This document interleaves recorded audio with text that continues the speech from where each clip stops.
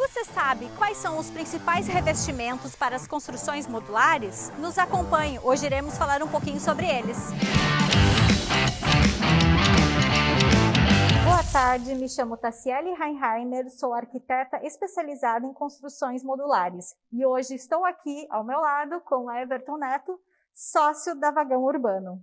Hoje, Everton, vamos falar um pouquinho sobre os revestimentos para fechamento das construções, né, modulares. Nós separamos em alguns tópicos os itens para a gente discutir um pouquinho de cada assunto, para tirar algumas dúvidas, né? Olá pessoal, tudo bem? Eu sou o Everton. Bom, esse é um tema bem propício para a gente falar, porque a gente recebe muita demanda, né? A gente parte tanto do container, quando a gente fala de container, quanto de estruturas modulares, que são os módulos, onde cá estamos. Essa é a pergunta, com o que eu posso fechar os módulos? O container se torna uma coisa um pouco mais simples, né?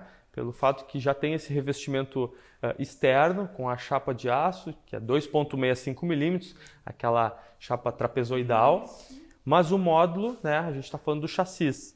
E aí as possibilidades são inúmeras de fechamento, que é isso que a gente vai falar a partir de agora.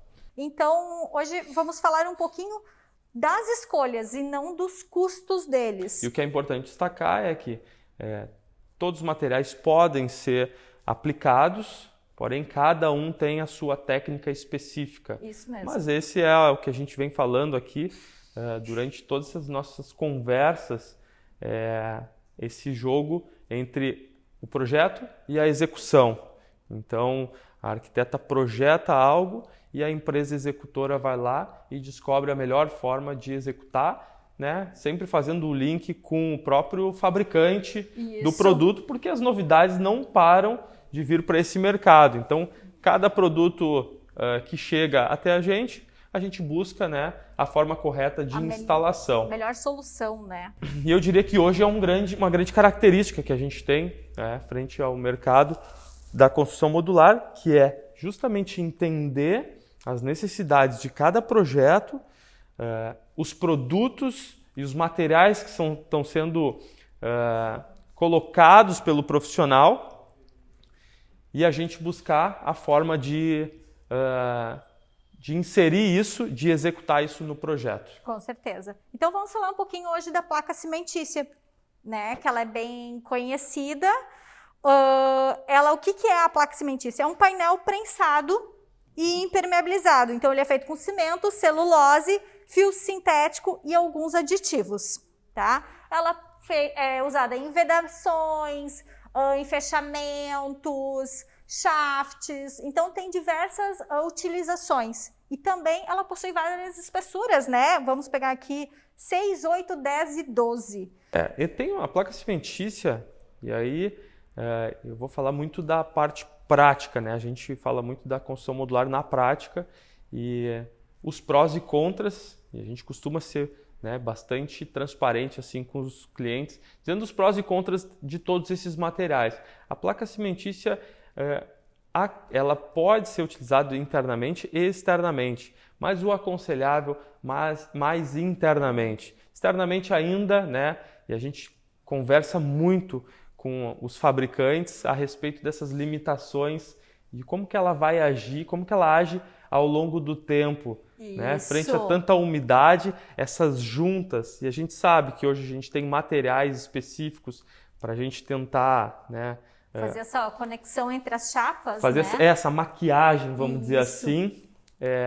Mas a gente enxerga hoje algumas limitações com esse uso externo da placa cimentícia. Ela apresenta algumas avarias ao longo do tempo. Até os fabricantes, eles indicam usar a partir de 10 milímetros, 10 ou 12 para fechamento externo. E também indicam, agora está sendo muito utilizado para respeitar aquele negativo, né, Tassi? Isso. Que ao invés de fazer a junta seca, que a gente chama, e com massa e depois uma parede lisa, respeitar esse negativo. Então hoje tem alguns perfis, perfil T, perfil U, que ela vai fazendo o encaixe, reconhecendo aquela emenda e fazendo aquela junta. Isso. Então, particularmente, eu acho muito bacana, sabe?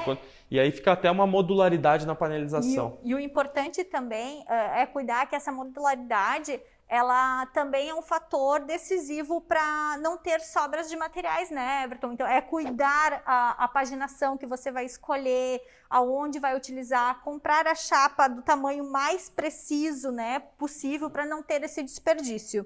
Então, vamos falar um pouquinho da madeira agora, que também é muito linda, né? Madeira, né, se tratando de estrutura modular, fica muito interessante. Nossa. Nós executamos uma casa, tu foste arquiteta dessa casa na cidade de São Leopoldo. E uma casa toda com perfis, né, do módulo, perfis metálicos estruturais em preto. Isso. E aquela madeira que foi utilizada foi grápia? Foi a grápia. Foi a Isso grápia. mesmo. Todo o O fechamento resultado dela. ficou sensacional, né? Vidro e grápia. Então, teve esse E contraste o lugar no tinha metal. muita vegetação. Então são 3 elementos. Perfeitos. É um casamento Casamento perfeito. perfeitíssimo. Então ficou linda. E assim, falando um pouquinho da madeira, quais são os cuidados, né, que nós precisamos ter? Ela tem que ter um encaixe macho e fêmea, porque ali vai fazer a vedação para não entrar água também, né? Então isso não é qualquer madeira, eu vou pegar uma madeira lá e vou colocar. Não, tem todos os perfis antes para segurar as madeiras, tem todo esse cuidado. Trabalhar a madeira, o resultado da madeira ele é muito interessante, né? Mas ela tem que ser muito bem trabalhada, porque a gente não, né, do tipo de madeira, o tratamento da madeira, se é uma madeira que realmente já está bem curtida, né, num português bem claro, bem seca, para ela que tenha uma durabilidade legal. O resultado vai ser incrível, mas ela tem que ser cuidada ao longo do tempo também, né? A manutenção dela também tem que ter bastante atenção. E outro detalhe, que às vezes quando a gente não se apega até o tipo do parafuso que é empregado nela, tem que ser um parafuso galvanizado, que senão com o tempo pode ferrujar e vira essa ferrugem para a própria madeira. Perfeito. E aí nós temos algumas opções, né, Tassi? Isso. Tem o IP, a garapeira, Angelim Pedra, Itaúba. Então são opções, daí está muito linkado à estética de cada projeto. Isso. E cada madeira, lógico, tem os seus prós e contras também. Próximo material... Deixa eu só abrir um linkzinho antes. Nós não temos grandes informações ainda, porque eu estou entrando em contato com a empresa, mas tem um MDF para área externa. Estão dando garantia de 50 anos. Que bacana. Então, ele é muito parecido com um hidrófugo, assim, então... Isso. Legal. Então, ele possui de 6, 15 e 18 milímetros de espessura. Então, tem também o tamanho dele é 1,22 por 2,44. Então, são medidas de exportação, né? Não é a medida que geralmente nós usamos internamente. E quando a gente fala de painéis maiores, muito mais prático, né? Também, se tratando de instalação, do que a gente lidar com uma madeira, né? Com as réguas. Os encaixes, tem muito mais encaixe, muito mais parafuso e, consequentemente, pode apresentar muito mais problemas. Com certeza. Vamos falar um pouquinho do ACM? ACM, esse material, o material é lindo, né? Esse tem seu valor, né? E ele, assim, você tem que cuidar desde uma paginação, uma escolha de paginação. Quer ele reto, quer com as emendas todas no mesmo alinhamento, quer ele curvo também. A possibilidade de fazer curvas às fachadas é bem importante. Que ele sabe que ele tem essa possibilidade. A gente fala que ele tem esse valor porque tudo está muito linkado à manutenção e à durabilidade do material, né? Com certeza. E o ACM é um painel... A gente tem aqui no nosso escritório, né, toda a nossa platibanda, todo o perímetro tem esse ACM e a gente está falando em 20 anos de garantia. Claro, depende muito da espessura, o que a gente colocou aqui, 20 anos de garantia e a manutenção, a gente costuma brincar com os nossos clientes, é uma mangueira e uma esponja. É zero, né? É zero, então...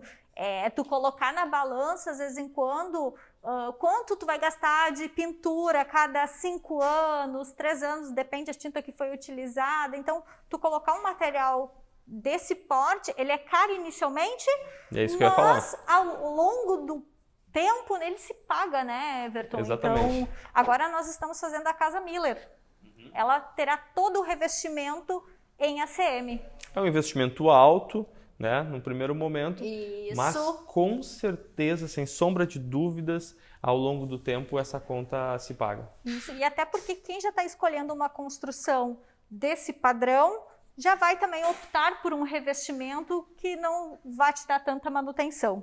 Perfeito. Bom, uma característica muito importante do ACM, quando a gente falava em ACM alguns anos atrás, estava muito ligado aos revestimentos de fachadas de lojas, né? Isso, comerciais, E os padrões eram muito básicos, né? Cores. Algumas cores disponíveis no mercado. Hoje a gente está falando numa série, uma infinidade de cores, imitando madeira, imitando cimento. Então, né, abriu uma gama assim, de opções justamente para a gente aproveitar nas construções residenciais, que é o caso da Casa Miller, né, que nós estamos executando. E toda a fachada, toda a residência externamente vai ser revestida de ACM, com um material que é, né, quase que um chumbo, assim. Isso, vai ter duas cores, né? Na verdade, vai ser todo ele chumbo, vai ter um detalhe em preto e nós estamos utilizando a madeira também. Perfeito. Tá? Show de bola. Temos também a opção da telha sanduíche, que é uma telha que já possui um isolamento térmico propício e nós podemos também escolher ela se tu quer fazer o revestimento por fora do módulo ou por dentro das vigas, né, Everton?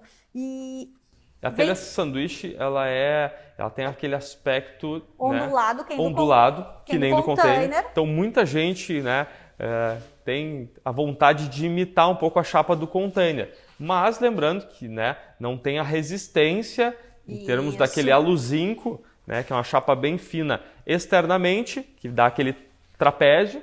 O container já é uma chapa bem mais resistente e tem um desenho um pouco diferente. Mas atende super bem, termicamente é sensacional. É perfeito, né? E por dentro também tem as opções de acabamento, né? Isso. Uma chapa lisa com diferentes texturas. Isso mesmo. E cores também, elas já vêm pré-pintadas, então não vai ter essa manutenção de pintura. Perfeito. Tá? Muito parecida com a telha sanduíche, nós temos os painéis isofachada. Esses então, são legais. São painéis que eles possuem algumas texturas, acabamentos e cores diversas, tá? Podemos ter o mesmo emprego delas nos módulos, ou seja, dentro das vigas ou externamente. Uhum. Espessura deles também, que é importante, né? A gente falar, ele possui de 50, 70 e 100. Única coisa que nós temos que observar é que nós não podemos embutir tubulações dentro desse painel, isso do é isofachada, né? Então ele vai ficar sempre externa, tanto hidráulica, elétrica, então são os detalhes. Mas também, né, fazendo já essa análise dessa elétrica aparente, que há um tempo atrás, antigamente, soava muito mal. Isso. Porque não tinham também muitas opções. Em termos de eletrocalha. Hoje tem uma série de opções incríveis, né? Então, a gente sente muito essa mudança, né, na estética dos projetos que o pessoal tem optado. Às vezes até, Tassiele, com a opção de embutir ou deixar aparente, o pessoal tem optado pela elétrica aparente. E além, já pela manutenção, que é muito fácil. Pela manutenção, então, é perfeita, né? Porque se tu precisa mais tomada, tu vai colocar, fica tudo mais fácil. E em termos de construção modular, tem tudo a ver, né? Fala uma linguagem mais industrial. Muito prática, né? Prática. E assim, pra gente linkar, nós temos também uma empresa, a Kingspan, que eles criaram um painel agora, muito parecido com o isofachada, mas é o painel wall. Smart Wall, perdão. E ele já vem com as tubulações, para te passar as tubulações dentro do painel. Então, pelo lado de dentro ele é gesso e pelo lado externo ele é um aço já pré-pintado, que também você pode escolher cores. Aí externamente ele é aço e por dentro com gesso. Com gesso. Pronto então, já. Prontinho. E você consegue passar as tubulações dentro dele, fazer os pequenos rasgos e inserir. Mas ele já vem com um padrão, será? Ou não, sob medida? Você pode abrir algumas pequenas canaletas neles. Que legal. Então, nele, sabe, vai escolhendo, vai fazendo todo o diagrama. E no encaixe de cada placa vai ter um furo que ali tu começa a bifurcar a tua tubulação. Que interessante. Então, é uma opção também bacana, né? Muito boa. Esses painéis, quanto à telha, né? O pessoal pergunta a questão do térmico. Então, todos esses materiais, eles têm essa espuma expansiva, né, por dentro. Pode ser o EPS, o PIR ou o PUR, né? Aí cada material tem o seu térmico ali. Então vai aquele sanduíche que a gente fala, né? Isso mesmo. Então a escolha muito de qual revestimento escolher é de acordo com o projeto, custo, né, o custo, a qualidade. Então vai de acordo com o cliente e o profissional que vai estar realizando esse projeto e a execução também. Show de bola! Então, fizemos uma análise, né, breve geral. sobre os principais, gente. Isso é importante destacar.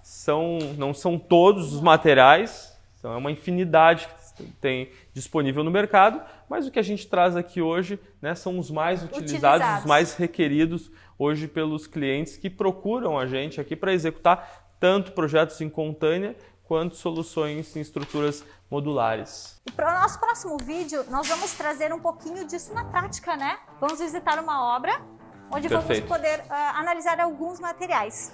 E para quem quiser conferir nosso último bate-papo, nós falamos sobre os tipos de contêineres mais utilizados. Acessa o link disponível. Isso aí. Então, finalizando mais um conteúdo, você que gostou, compartilhe, curta e se inscreva no nosso canal.